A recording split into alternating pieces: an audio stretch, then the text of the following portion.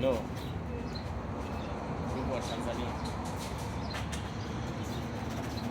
mimi nilikuwa natoa ushauri kwa serikali yangu tukufu pendwa na rais wetu msikivu anayependa kusikiliza wananchi wake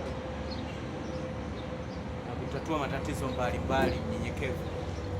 Wewe kama mama, japo wengine wanasema kwa mawazo yao wanavyoona wao wenyewe. Sasa mimi nilipenda kusema hivi, nchi yetu inapoelekea mama, inaelekea kubaya. Maana kila mmoja anapokuwa ananyanyuka anamtia kilengeo kila mmoja kiongozi. Kwa maana hiyo tunapoelekea wapi? Maana hapa nyinyi askari, yani nyinyi serikali, viongozi wa serikali, ukimwona raia ambaye amekuja mwenye sura ngumu ngumu, tayari wewe unamtilia mashaka, unakuwa na hofu na wasiwasi. Na ni kwa nini tufikie huko? Maana sasa hivi imeshakuwa ni vita ya ndani kwa ndani. Naona hii ni vita ya ndani kwa ndani. Kwa maana hiyo ukishamwona tu mtu mwenye sura ngumu ngumu, tayari unahofia. Lakini kwa nini tumefikia huko? Na kwa nini wewe kama kiongozi ukasikiliza wananchi wanachokitaka, ukawapa, hebu ukajifanya tu kuwa sasa wewe ndio umeshindwa, yaani wakubalie wao waonekane kwamba ndio washindi, ili siku ziweze kusonga mbele. Maana kama sasa hivi kila mmoja anayekuwa ananyanyuka anamtaja fulani, anamtaja fulani, unaona, na hoya mambo ya anania ya utekaji unayakomesha. Kauli ni yako moja, ambayo ni kauli yako hiyo ndio itakayoipeleka taifa sehemu salama na sehemu njema. Wewe ni neno moja tu la kutamka kwa haya matukio yanayokuwa yanajitokeza, yanajirudia mara kwa mara, sitaki kuyaona na sitaki kuyasikia. Alafu baada ya hapo, kiongozi wa usalama ambaye ni IGP unamwambia IGP, haya matukio sitaki kuyasikia, na yeye IGP atapangilia safu yake kuanzia ngazi ya chini hadi ngazi ya juu. Unaona? Maana baada ya kumwambia yeye, na yeye atawaambia watu wake, bwana, haya mambo sitaki kuyasikia. Unaona? Kuanzia ngazi ya chini anaenda kuongea na usalama ulioko ngazi ya chini, kuanzia na polisi jamii, ulinzi shirikishi, kwamba mimi nikipata matukio haya hapa nalie na nyinyi. Kuanzia mwenyekiti, matukio hayo maana yake watakuwa wanawajua, mwenyekiti wa kitongoji, mwenyekiti wa kijiji, kila ngazi, yani watu wote watakuwa wanawajua hao watu wanaofanya hayo matukio. Kuja kukufikia wewe, maana yake nchi yako ndio unaiweka sehemu salama. Maana atakapoongea kauli na ikawa ni mfano wa mtu atakayekuja kufanya hayo matukio, ikawa ni mfano wa kumkamata na kumuweka sehemu anayostahili yeye. Hiyo jambo la kwanza la kuweka nchi salama ni mambo ya utekaji yaweze kukomeshwa. Naona hata maaskari wanapokuwa wanaenda kukamata raia ama mhalifu, wasiende wamevaa kininja. Jaribu, rais wangu, wewe ni mama, wewe ni mama, mimi ni mwanao, siwezi kuwa mkuu wako, maana mimi ni mkongwe. Kinachotakiwa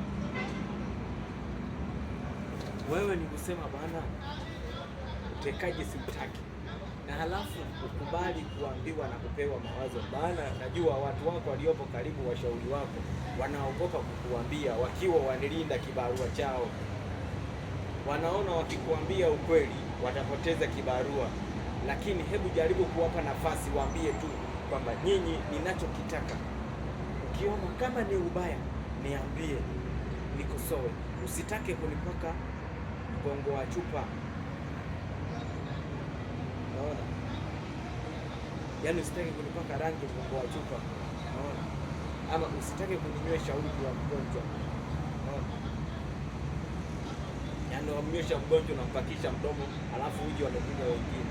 Yaani mwambie cha kwanza usitake masifa watu wasifie, maana wanamwambia kusifia ndio wanampoteza, na wao wenyewe kila mmoja anayekuwa na amka anasema mheshimiwa fulani anataka kuwa nafasi, anataka cheo. Waambie tu wewe bwana, kama ni cheo nikihitaji kukupa ama nikikuona utendaji wako unaonekana nitakupa, lakini sio uanze kubiliki kukifosi. Kila anayeamka anakusifia anasifia kwenye hamna lengo na kusudi umuone. Hiyo ikatae, ili mtu afanye kazi yake kwa jinsi anavyotaka, anavyoweza. Maana wakiwa kila mmoja anataka masifa kuongea, akitaka kitengo, nchi hamna inapokwenda. Na pia kingine, ukikomesha utekaji yaani utekaji ni kitu ambacho kinajirudia mara kwa mara na ni kitu ambacho kinawauzi wananchi, na ndio maana unaona watu wanakuwa wanajitokeza kutengeneza vikundi mbalimbali. Unaona hivyo vikundi, hata matatizo ya kivu yakitokea ya kiongozi, watu wanasifia na kucheka. Unaona wanaanza kudhihaki kwenye mitandao kusema kwamba huyu kiongozi amekuwa hivi, wamemkomesha na bado fulani, mpaka watu wengine wanaanza kuatia kwenye orodha, wanaweka kwenye orodha kwamba wewe fulani kina hiki hapo umetoka wewe, anabaki fulani na fulani wanamweka kwenye orodha. Maana yake haya mambo, hebu jaribu kuyakomesha, na cha kwanza yakatae, sema bwana, mimi sitaki uhalifu huu uendelee hivi na hivi. Unaona, maana ili kukomesha uhalifu na hayo makundi yavunjike, zuia huo utekaji. Na alafu pia na watu ambao wanasadikiwa kuwa ni waovu, wewe waweke mbaroni. Unaona, ukiweka hivyo, unaona nchi imeenda, haya makundi yatavunjika, na watu wenye kutaka amani itakuwa imesovika. Na pia wape watu wao wanaowataka, maana si sababu wao wanachotaka ni kwamba kuna baadhi ya watu ambao wametekwa na watu wasiojulikana, na najua wazi na ninafahamu wewe haujui. Ila sasa tamka kauli yako kwamba popote pale walipo hawa watu waliotekwa, kama wapo hai wawekwe, unaona, waachiwe, na kama hawapo hai mili yao wailete, wawaje wawape watu wao. Unaona, najua wewe haujui, ila wale waliohusika, maana wanakuwa wanatajwa na vidhibitisho, wanavyo ushahidi, wanao watu wanaowataja. Kwa hiyo fanya tu hivyo, fanya kauli yako ili nchi uweze kuiona imeenda kwa usalama. Na ninadhani mpaka sasa hivi wewe uweze ukafanya hotuba kwa amani popote pale utakapoenda kwenda kufanya mazungumzo, hata kwenye vyombo vya habari umeita, ukiongea lazima watu wanakujaa mdomoni, wanausakama komenti, watu wana komenti vingi, mazungumzo mengi ya kuweza kukejeli mazungumzo yako yanakuwa ni mengi, kila mmoja anaongea la kwake. Yaani kile utakachokuwa unakiongea wao wanakitafasiri tofauti na kukikosoa. Lengo na kusudi umewanyima watu wao. Hebu jaribu tu kuwaachia, au watamkie, waambie waliowateka na walionao wawaachie. Wewe hauhusiki. Kama ni kuwafungulia majalada wawafungulie, na pia wewe mwachie huyo. Tamka kauli yako bana Lissu, maana ushahidi wake hawipo. Kila mashahidi anayekuja anasema hapana ndio, hapana ndio, hapana sijui, hapana sijui. Tamka neno lako waweze kuachiwa. Unaona, ili mambo uweze kuyaona na uongozi wako utauona umeenda salama. Maana mpaka sasa hivi hauwezi kwenda kuitisha mkutano ili uweze kutokea kwenda kijiji fulani ama mkoa fulani ukafanya mazungumzo na wananchi wako ili kuwasikiliza. Unaona, kazi inayofanywa na waziri mkuu na anajitahidi, anapambana ili kuweza kuirudisha taifa kwenye sehemu moja, lakini kwa hali hii watu hamna.